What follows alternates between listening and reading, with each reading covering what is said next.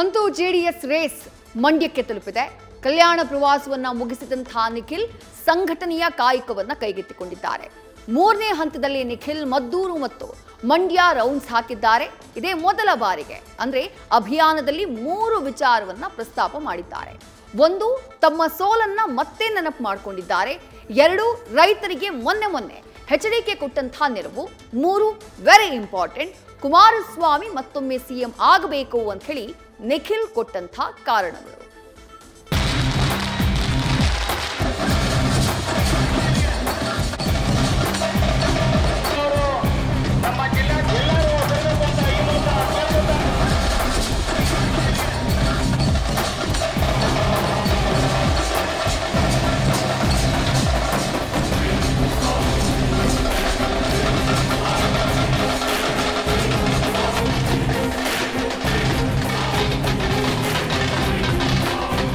ಮಂಡ್ಯ ಗೌಡರು ಅದು ಗತ್ತು ಗಾಂಭೀರ್ಯದ ರಾಜಕಾರಣ.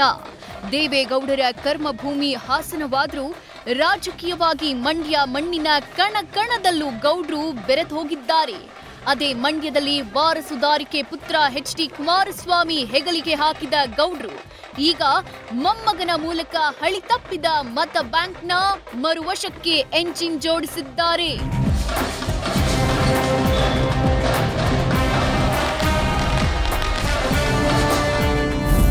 ಗೌಡರ ರಾಜಕೀಯ ಶಕ್ತಿ ಕೇಂದ್ರ ಮಂಡ್ಯದಲ್ಲಿ ಜಾಗ್ವಾರ್ ಮಿಂಚು.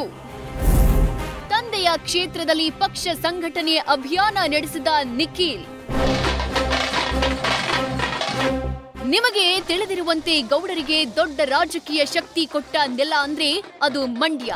ಕಾವೇರಿಯ ಕಾವಲುಗಾರ ದೇವೇಗೌಡರು ಮಂಡ್ಯ ಮಣ್ಣಿನ ಮಕ್ಕಳ ಹೃದಯ ಸಾಮ್ರಾಟರು ಅನ್ನೋದು ಎಲ್ಲರೂ ಬಲ್ಲ ಸತ್ಯ.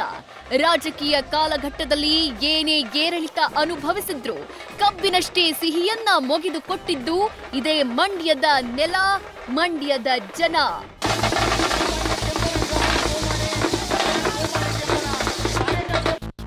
ಅಂದ್ಹಾಗೆ ಮಂಡ್ಯದಲ್ಲಿ ಗೆದ್ದ ಕುಮಾರಸ್ವಾಮಿ ಕೇಂದ್ರದಲ್ಲಿ ಪ್ರಭಾವಿ ಸಚಿವರು ಇವತ್ತು ತಮ್ಮ ತಂದೆ ಪ್ರತಿನಿಧಿಸುವ ಕ್ಷೇತ್ರಕ್ಕೆ ಜೆಡಿಎಸ್ ಯುವರಾಜನ ಎಂಟ್ರಿಯಾಗಿದೆ. ಸೇಮ್ ಸಿನಿಮಾ ರೀತಿನೇ ನಿಖಿಲ್ ಅಬ್ಬರದ ಸೀನ್ಗೆ ಸಾಕ್ಷಿಯಾಯ್ತು ನೋಡಿ. 2 ಹಂತಗಳ ಯಾತ್ರೆ ಮುಗಿಸಿದ ನಿಖಿಲ್ ಮತ್ತೆ ಹಳೆ ಮೈಸೂರು ಭಾಗದ, ಅದರಲ್ಲೂ ಮಂಡ್ಯಕ್ಕೆ ಆಗಮಿಸಿದ್ದು ವಿಶೇಷ.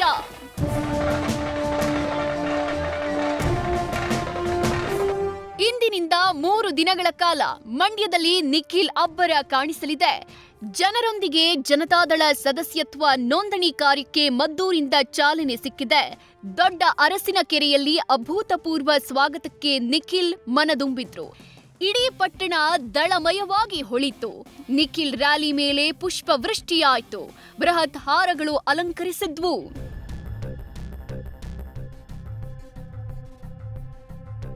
ಇವತ್ತು ಮದ್ದೂರು ಮಂಡ್ಯ ವಿಧಾನಸಭಾ ಕ್ಷೇತ್ರದಲ್ಲಿ ಮಿಂಚಿನ ಸಂಚಾರ ನಡೆಸಿದ ನಿಖಿಲ್ ಕಾರ್ಯಕರ್ತರ ಬೃಹತ್ ಪಡೆಯೇ ಸಾಥ್ ಕೊಡ್ತು.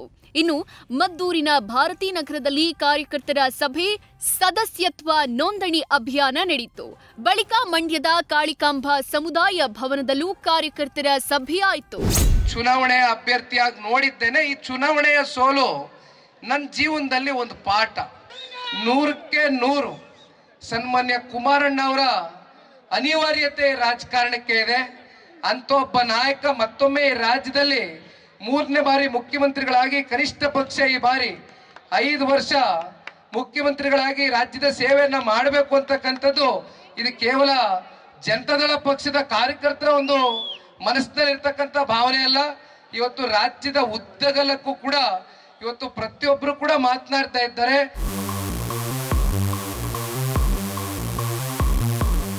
2028ಕ್ಕೆ ಪಕ್ಷವನ್ನ ಅಧಿಕಾರಕ್ಕೆ ತರೋಕೆ ಶ್ರಮಿಸುವ ಪಣವನ್ನ ವೇದಿಕೆಯಲ್ಲೇ ಪ್ರಕಟಿಸಿದ್ರು. ಒಟ್ಟಾರೆ ಮಂಡ್ಯದಲ್ಲಿ ಪಾರಮ್ಯ ಸಾಧಿಸಲು ಬಲಿಷ್ಠವಾಗಿ ಪಕ್ಷ ಸಂಘಟನೆಗೆ ನಿಖಿಲ್ಗೆ ನೇತೃತ್ವ ಒಪ್ಪಿಸಲಾಗಿದೆ. Nandish, news first, Mandya.